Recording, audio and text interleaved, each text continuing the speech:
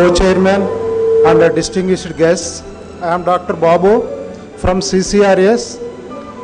I would like to present my topic on clinical assessment of AVBJ Churna with yoga and meditation on Vyanabala Vaishamya. So coming to the introduction, the Vyanabala Vaishamya may be clinically correlated to essential hypertension. It is a psychosomatic disease.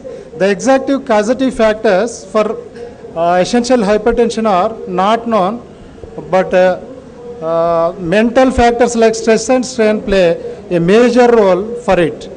And it is one of the several risk factors for cardiovascular system diseases. According to WHO definition of hypertension, the systolic blood pressure of 140 mm of Hg or above and diastolic blood pressure of 90 mm Hg or above. There is no direct description of this disease in Ayurvedic texts. Still, so many other conditions having more or less similar symptoms to hypertension can be found. So many authors have tried to identify the disease on the basis of vitiated dhatu. Other group try to name the disease on the basis of vascular changes. And others named on the basis of involvement of Vata system, that is Vyanabala, etc. Among these trials, Vyanabala Vaishamya looks more close to replace the modern terminology in Ayurveda. Increasing side effects of modern drugs, imperative to find out an appropriate Ayurvedic treatment for the essential hypertension. A clinical study has been carried out with a combination of Ayurvedic drugs like Arjuna, Vacha, Brahmi and Jatamamsi with yoga and meditation has been selected for the management of Vyanabala Vaishamya. So the study was carried out on 31 cases of both the sexes in YPD and OPD levels of single blind method. Duration of the study was 6 weeks and follow-up was also 6 weeks. For this study, the drugs Arjuna, Vacha, Brahmi, Jatamamsi Churna was taken equal parts 3 grams thrice daily. And in this study, the patients were included age between 35 to 70 years, blood pressure above 140 by 90 mm Hg, non-hypertensive case of not more than 10 years duration, no major complications of hypertension and no retinal changes on fundoscopy, and blood pressure 140 by 90 mm of Hg or below, age below 30 and above 70 years and etc. These hypertensive encephalopathy, retinal hemorrhages cases were excluded from the study. And this is the criteria for assessment of results. Basing on the individual score of each finding before and after treatments, the response of the treatment can be assessed. Overall effect of the treatment in each individual patient can be assessed. That is overall percentage of relief is equals to total score before the treatment and minus total score all the findings after the treatment and multiplied by 100 by total score of all findings before the treatment. And the results were classified into good, fair, poor and no response. A good response means normalcy in the systolic and diastolic pressure as per criteria adopted, and 75% and below above relief in symptomatology and improvement in general well-being of the patients.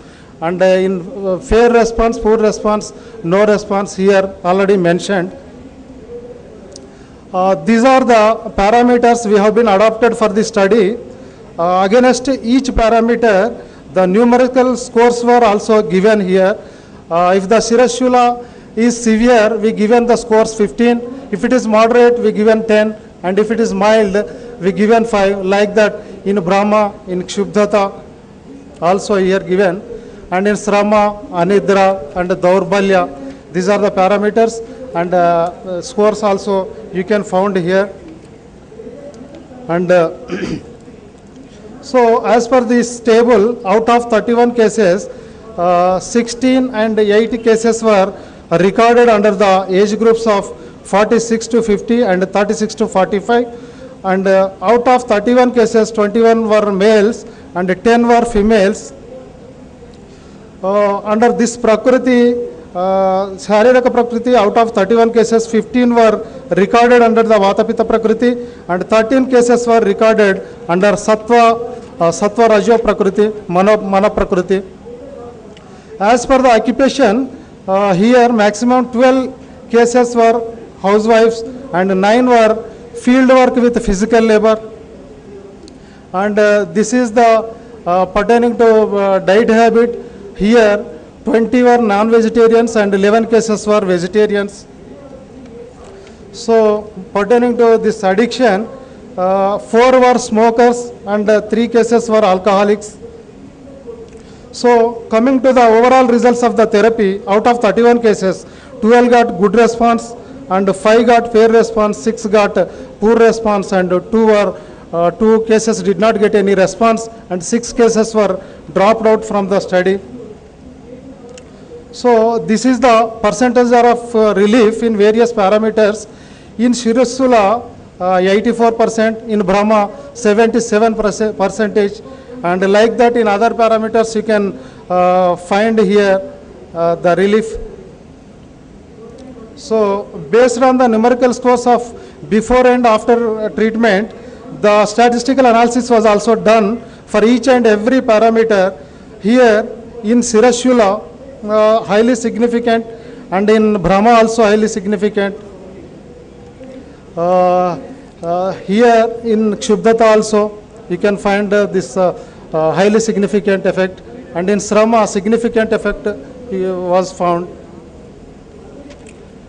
In Anidra highly significant, in Daurbalya highly significant, and systolic pleasure also, diastolic pleasure also. Here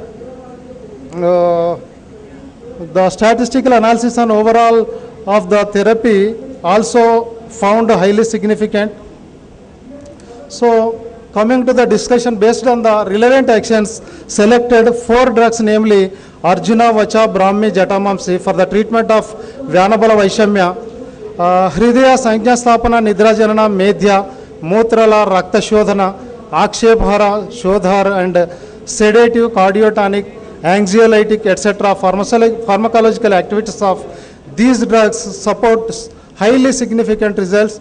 The disturbed body and mind relationship is the main cause for psychosomatic disorders, and excess stress and strain can create the psychosomatic disorders like insomnia and hypertension. In ANS, the cerebral cortex activates the sympathetic nerves.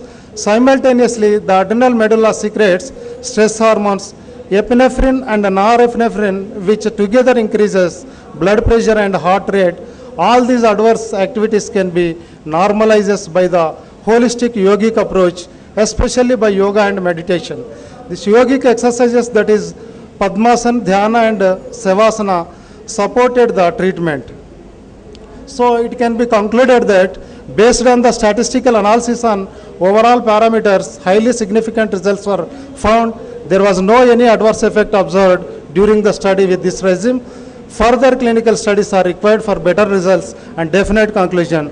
Lastly, I express my sincere thanks to the organizers and our beloved Director General, Dr. Ramesh Babu, CCRS, for giving this opportunity. Thank you one and all. Thank you.